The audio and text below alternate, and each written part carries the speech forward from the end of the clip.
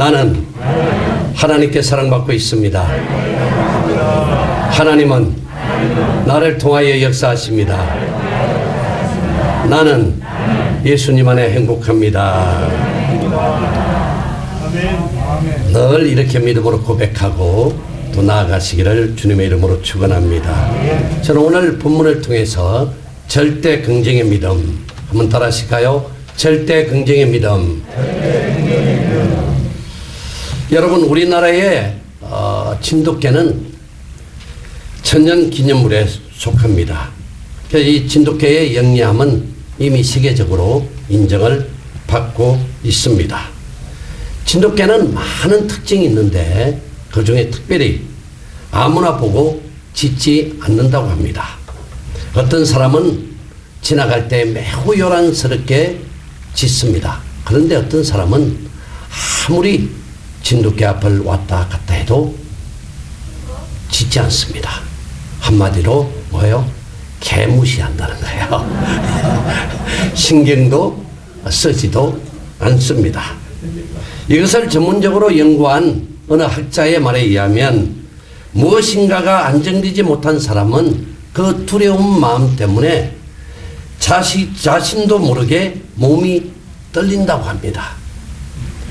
이렇게 그 진동이 개의 촉각에 전달되어져서 그 촉각으로 말미암아 개가 짖게 되어진다는 것입니다.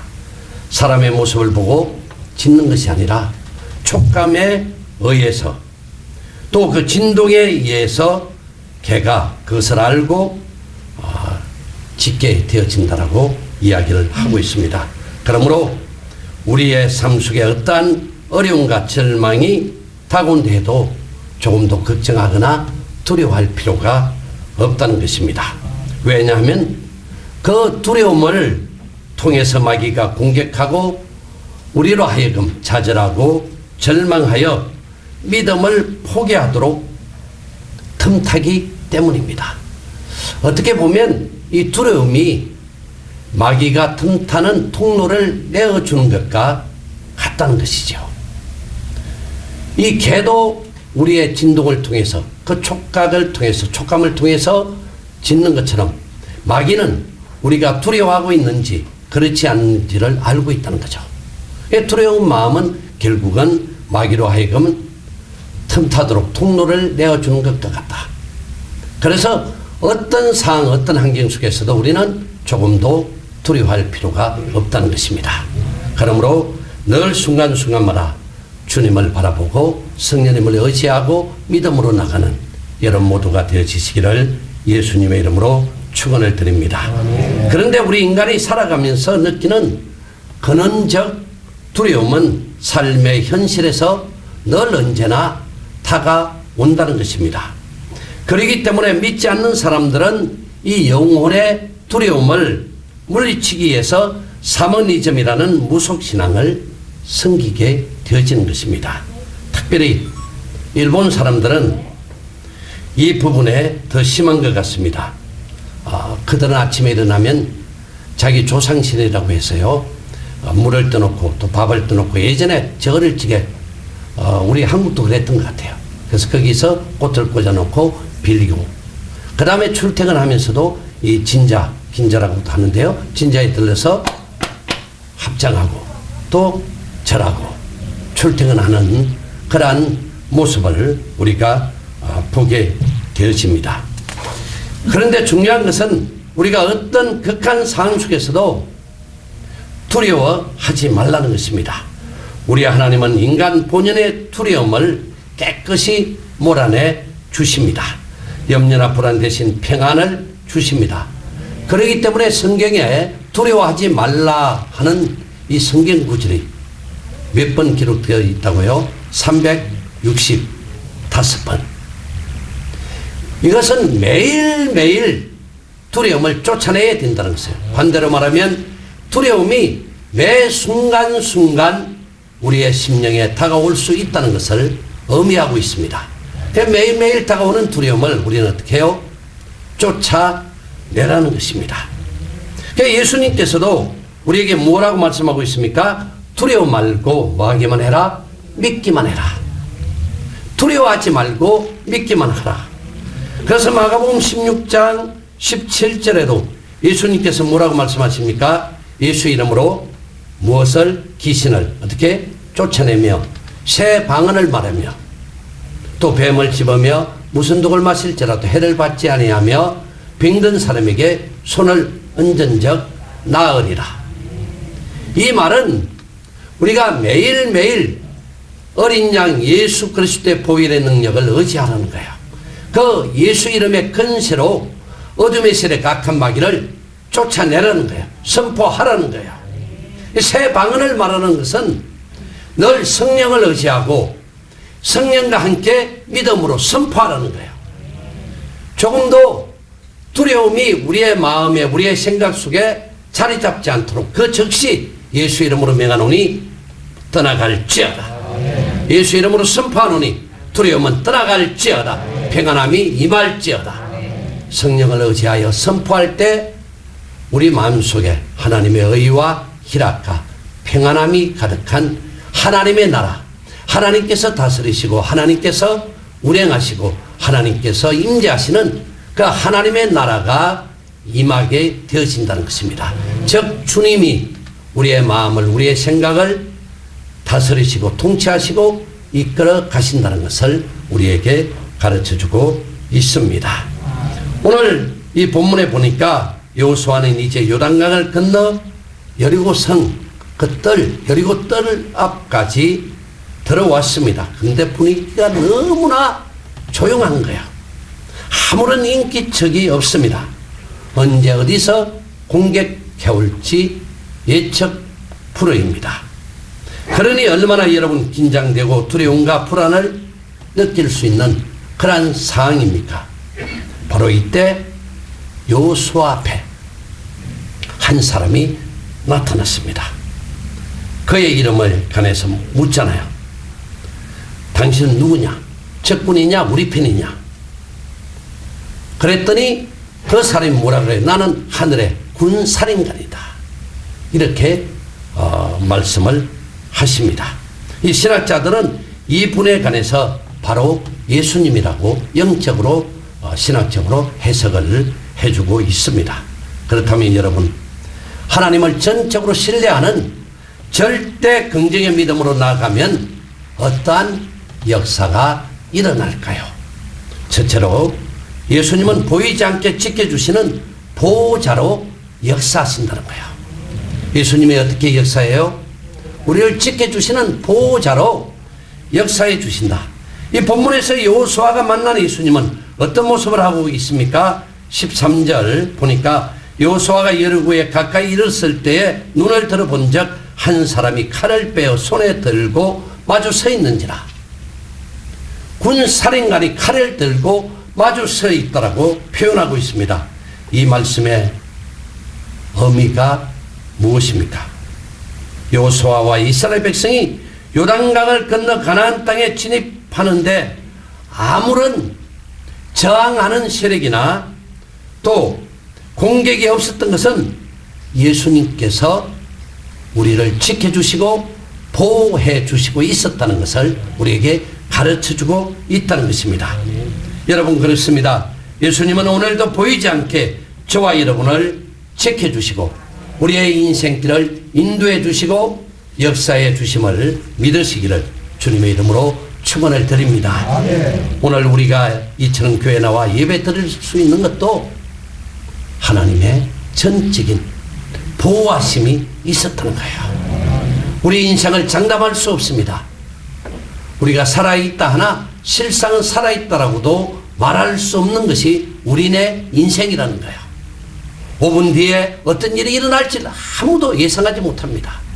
한순간도 하나님의 은혜, 하나님이 지켜주시고 하나님이 보호해 주시지 아니하시면 우리는 살아갈 수 없는 세상을 살아가고 있다는 거예요.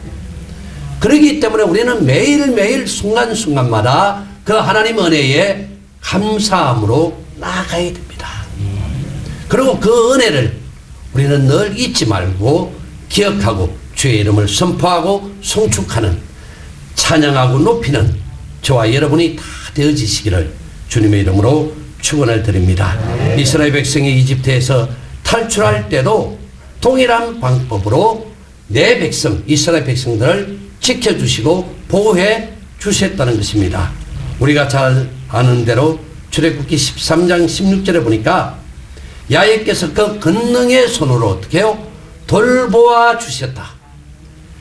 권능의 손, 권세와 능력으로 우리 이스라엘 백성들을 지켜주시고 보호해 주셨음을 말씀해 주고 있습니다. 6월절 날 애굽 사람의 장자는 사람에서부터 모든 짐승에 이르기까지 다 사망을 넘지 못하고 다 죽임을 당하지 않습니까? 근데 유일하게 이스라엘 백성들 문설주와 문지막에 피를 바름으로 6월절이라는 그 뜻 그대로 넘어가다 사망의 권세들이 다 이스라엘 백성들 가정은 다 뛰어 넘어갔어요. 그리고 애굽의 모든 가정의 장자와 짐승의 첫 머리 다 죽게 되어지는 것을 우리는 보지 않습니까?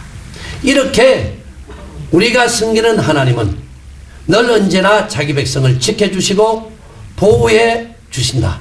비록 지금 보이지 않지만, 손에 잡히지 않지만, 귀에 들리지 않지만 지금도 이루자 되시고 변호사 되시고 변론자 되시고 우리 가운데 옆에 계시는 분, 즉 보혜사 성령을 통하여 우리를 지켜주신다는 것을 잊지 마시고 어떤 절망과 어려움 속에서도 이 어려움, 사망의 엄침한 꼴짜기까지도 우리 주님께서 함께 하시고 계신다는 것을 여러분 기억하시고 날마다 승리하는 여러분 모두가 다 되어지시기를 주님의 이름으로 축원을 드립니다. 그뿐만 아닙니다. 이스라엘 백성들이 앞에는 홍해바다요, 뒤에는 애굽의 전차 부대가 다가오는 요도 강풍처럼 다가와서 앞으로 갈 수도 없고 뒤로 물러갈 수도 없는, 한마디로 진퇴양난에 처했을 때도 하나님의 천군 천사들이 구름 기둥과 불 기둥으로 이스라엘 진영 뒤편에서 지키고 있으니 이집트 군대가 이스라엘 진영으로 한 발자국도 더 이상 접근하지 못하도록 보호하시는 장면 우리 알지 않습니까?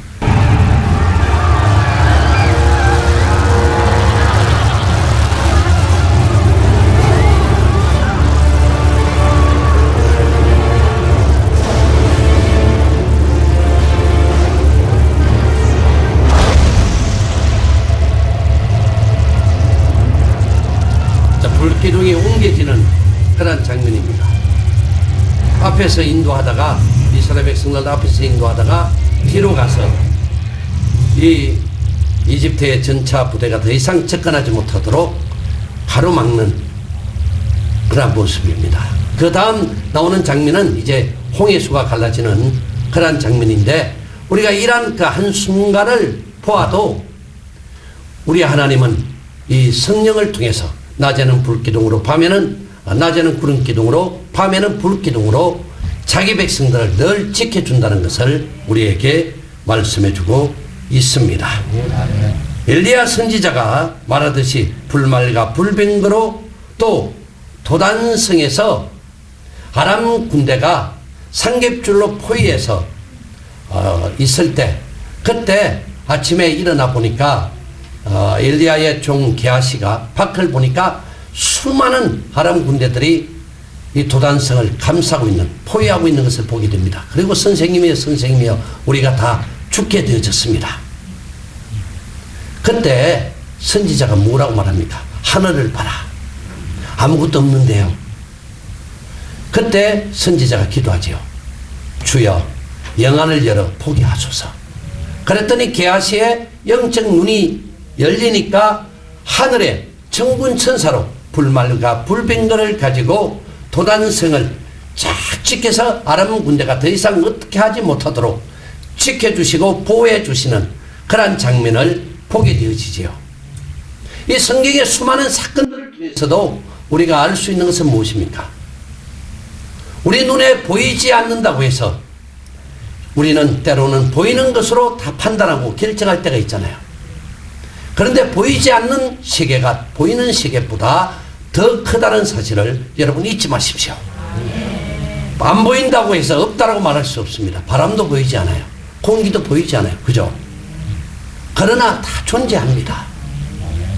우리가 섬기는 하나님은 우리가 만질 수 없고 들을 수 없고 보지 못한다 할지라도 성령을 통해서 늘 우리 옆에 계시고 우리와 함께 동행하시며 우리를 지켜주시고 보호하여 주셔서 이스라엘 백성들, 하나님의 백성들이 조금도 어려움과 절망 가운데 빠지지 않도록 우리를 이끌어 주심을 확신하시기를 주님의 이름으로 축원합니다. 이스라엘 백성들이 요단강을 건너 여리고 성 뜰 앞까지 도달할 때까지 아무런 저항 세력이나 공격이 없었던 것은 우연한 게 아니라 하나님이 사전에 길을 다 내주셨다는 거예요.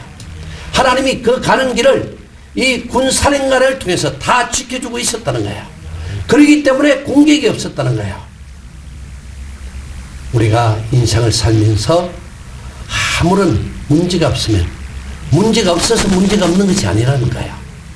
그것은 하나님이 우리를 사전에 문제를 다 제거해 주시고 다 지켜주시고 보호해 주시기 때문에 우리가 평온한 삶을 살아가게 되어진다는 사실을 잊지 마시기를 주님의 이름으로 축원을 드립니다.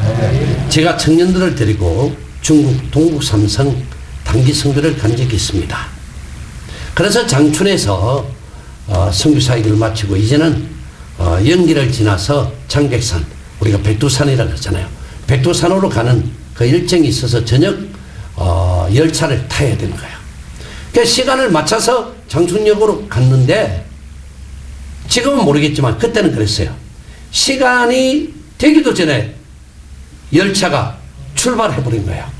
그러니 이런 황당한 일이 어떡합니까? 그래서 역 앞에서 우리 청년들이 함께 손을 잡고 주여 삼창을 하고 기도를 했어요. 주님 지혜를 주옵소서. 어떻게 해야 됩니까?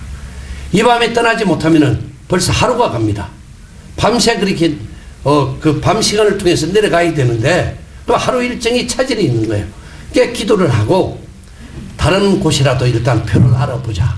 그렇게 해서 알아보니까 연길로 가는 그는 기차는 다 떨어졌으니까 그 옆에 도시로 가는 입석표를 구하게 됐어요.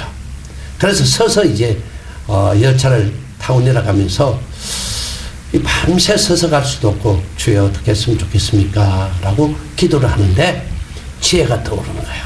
차장을 만나봐라. 그리고 우리가 앉아서 갈 만한 그 자리가 있는지 알아봐라. 이게 그냥 소리로 들린 게 아니고 마음으로 이런 지혜를 주셨어요. 그래서 차장을 찾았어요. 그래서 통일을 통해서 우리가 이렇게 서서 갈 수가 없으니 앉아서 갈 만한 곳이 없느냐. 이게 자식이 없다는 거야. 한번 생각해봐라. 그랬더니 이분이 우리가 자리를 마련해 주면 좀 드리겠다. 지금은 모르겠어요. 그러나 그때는 이거면 안 되는 것도 없고 또 되는 것도 없고 다 또 그래요.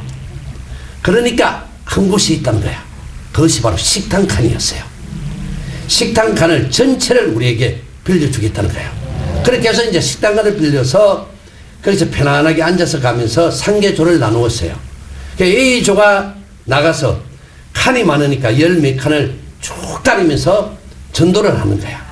그리고 A조가 들어오면 B조가 나가고 또 B조 들어오면 C조 나가고 AB조는 잠시 또 쉬었다가 밤새도록 가면서 전도를 하면서 예상하지 못했던 많은 사람을 길신을 주의 복음을 전했던 기억이 있습니다.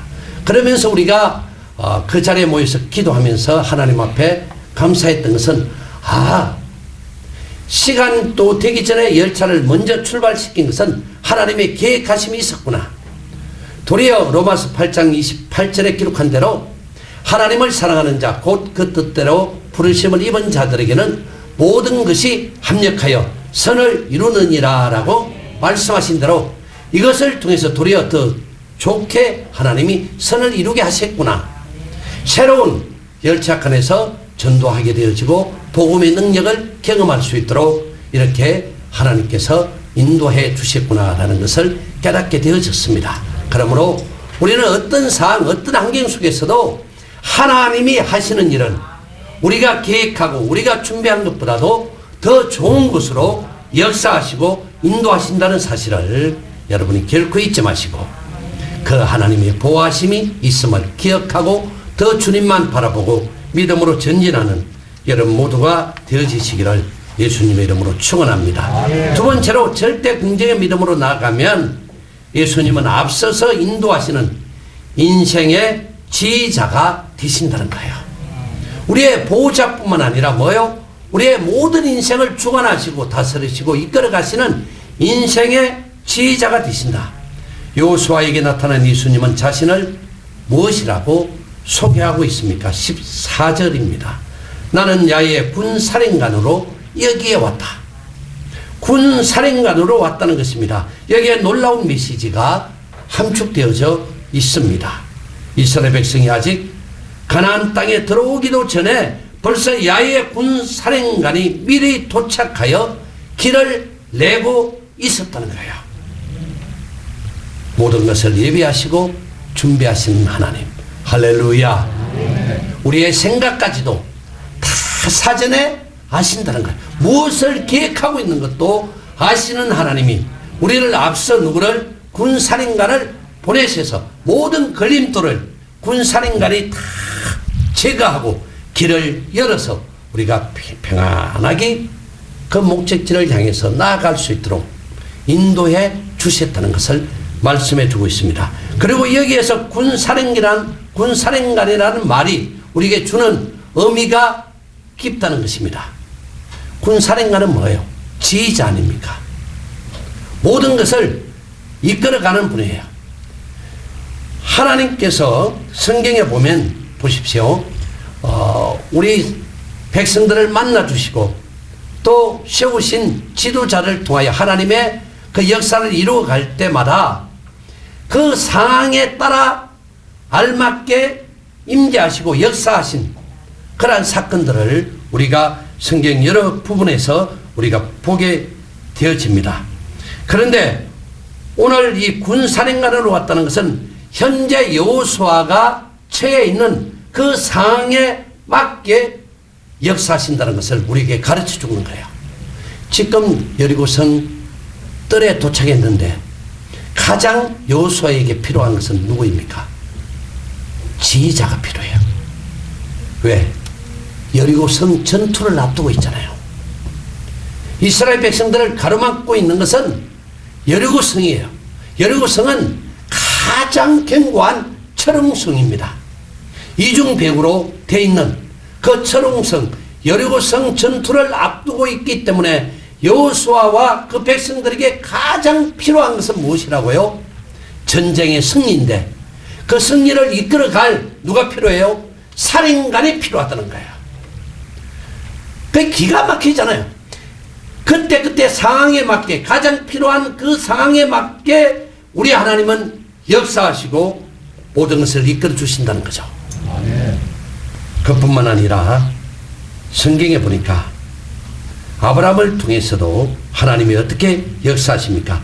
이 고향을 떠나서 순례자로 살고 있던 이 아브라함에게는 하나님께서 여행자로 찾아오셔서 아브라함을 만져주시고 또 축복해 주시는 그러한 장면을 우리가 보게 되십니다.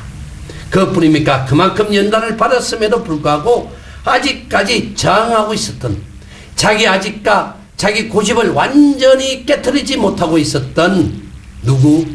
야곱. 그 야곱에게는 하나님이 어떠한 하나님으로 다가오셔서 역사했었습니까? 실험꾼으로. 야곱은 그냥 깨어질 사람이 아닌 거예요. 얼마나 끈질긴지. 그러니 약북한 그 나루터에서 밤새도록 하나님이 야곱을 딱 허리춤을 잡고 씨름하듯 밤새도록 기도로 씨름하게 만들잖아요. 그리고 결국은 한두 뼈를 내리치며 거기서 깨어지도록 만듭니다. 그리고 하나님의 귀한 사역자로 사용하시는 그런 모습을 보지 않습니까? 그뿐입니까? 많은 모세에게도 동일합니다. 민족의 구원의 꿈을 잃고 미대한 강야에서 이제 모든 것을 포기하고 하루하루 아무런 의미 없이 위대한 강야에서 삶을 살아가고 있었던 그 모세에게 하나님이 누구로? 사명자로 떨기나무 불꽃 가운데 꺼지지 않는 활활 타오르는 성령의 강력한 불의 하나님으로 나타나지 않습니까? 그리고 다 식어졌던 모세의 그 사명감을 그 떨기나무 불꽃 가운데 임재하신 그 하나님께서 다시 한번 사명으로 불타오르게 하시고 내 백성을 저 애굽에서 430년 동안 고통당하는 그 백성을 구원하여 내가 예배하고 준비한 저 가나안 땅을 향하여 인도하라고 대사명을 맡겨주지 않습니까? 이처럼 우리가 믿는 하나님은 세심하신 하나님이에요.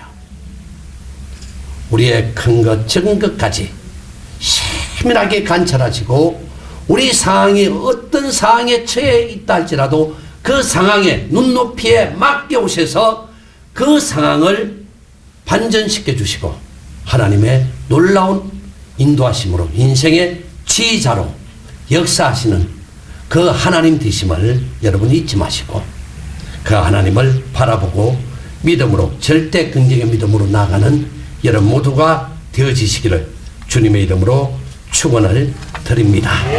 그러므로 우리는 이러한 성경의 여러 가지 사건들을 통해서 다윗에게는 목자로서 다가오고 각 저와 여러분이 물질로 어려움을 당한다면 물질을 채워주시는 그 하나님으로 오시는 거예요. 그때 필요할 때마다 우리를 채우시고 부어주시고 역사하시는 하나님을 여러분 믿으시기를 주님의 이름으로 축원을 드립니다. 밀림의 성자 알베르토 수바이처는 이런 말을 하고 있습니다.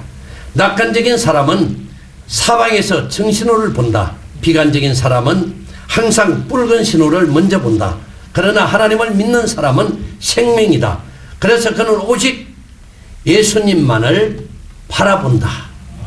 그러므로 우리 인생 속에 어떠한 문제 때문에 절망할 수밖에 없는 그러한 상황을 맞이한다 할지라도 우리는 환경을 보지 말라는 뜻이에요. 그런데 어떤 사람은 늘 적신호만 본다는 거야. 파란 신호 보지 않고. 이 말은 무엇을 말해요? 절대 긍정의 믿음을 가지라는 거예요. 환경을 바라보면 우리의 믿음은 적어질 수밖에 없으니까, 절망할 수밖에 없으니까, 낙심할 수밖에 없으니까 파란 신호를 보라는 거예요. 그럴 때 우리는 어떤 어려움도 뛰어넘을 수가 있는 거예요. 그러니까 적신호, 붉은 신호 보지 마시고 우리는 아무것도 아예 볼 수 없는 생명이다. 오직 예수님만 바라볼 뿐이다. 할렐루야.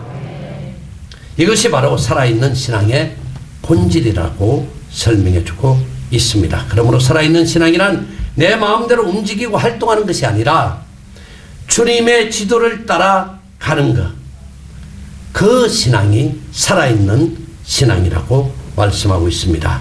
인생의 모든 행보를 그분의 지휘대로 움직이는 살아있는 신앙, 절대 긍정의 믿음을 통해서 우리 인생의 지휘자 되시는 그 예수님을 매 순간순간 만나는 여러분 모두가 되기를 주님의 이름으로 축원합니다. 마지막 세 번째로 절대 긍정의 믿음이란 모든 것을 주님께 맡기는 신뢰하는 믿음으로 살아가는 것입니다. 오늘 본문의 절정은 아주 단순하면서도 실질적인 신앙의 원리를 우리에게 가르쳐주고 있습니다. 이 여호수아는 야의 사령관 앞에 엎드려 절하고는 매우 진지하게 여쭤봅니다. 그게 14절 아닙니까? 나의 주여, 종이 어떻게 해야 가나안 땅과 저 여리고성을 정복해 나아갈 수가 있겠습니까? 여러분, 내가 군사령관으로 왔다 그러니까 지금 전쟁을 앞두고 있는 어떻게 해야 될 바를 모르고 있었던 이 여호수아는 그 즉시 무릎 꿇고 절하며 예수님을 상징하는 그 군사령관에게 여쭤보잖아요. 주여, 종이 어떻게 해야 가나안 땅과 저 여리고성을 정복해 나갈 수가 있겠습니까? 이때 야의 군대 사령관 대답은 아주 간단합니다. 그 15절 아닙니까? 여호수아야, 네 발에서 어떻게 해요? 신발을 벗어라. 네 발에서 신을 벗어라. 자, 이 신을 벗어라는 장면 떠오르는 또 한 곳이 기억나잖아요. 그죠? 그러니까 그죠? 예. 모세가 들기나무 불꽃 가운데 임재하시는 그 하나님을 만나고자 가까이 갔을 때 가까이 하지 말고 너는 너 서 있는 곳에서 그 동일한 말씀 주잖아요. 그죠? 네 발에서 신을 벗어라. 이것은 새롭게 시작하라는 거예요. 내가 그동안 꿈꾸고 내가 해왔던 내가 알고 있는 지식, 경험, 체험 모든 것을 다 내려놓으라는 거예요. 다 내 의지대로 내 생각대로 내 지혜대로 행했던 발걸음 그 신 다 벗으라는 거야. 벗고 맨발로 시작하라는 거야. 이제부터는 오직 누구만 하나님만 바라보는 거예요. 하나님만 의지하는 거예요. 하나님과 함께 동행하고 하나님과 함께 발걸음을 순간순간 디더라는 거예요.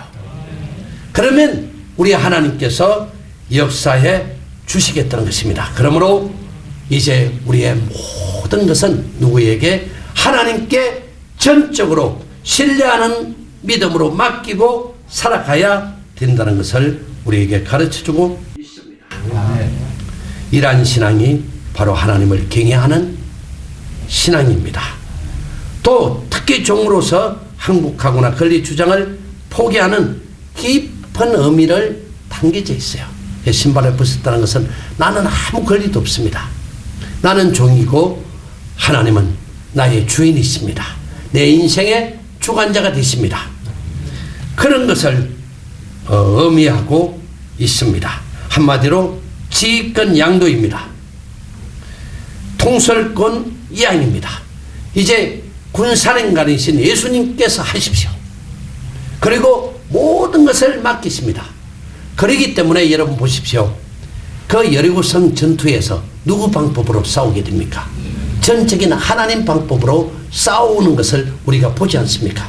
하루에 한 바퀴씩 돌아라. 마지막 날은 7바퀴 돌아라.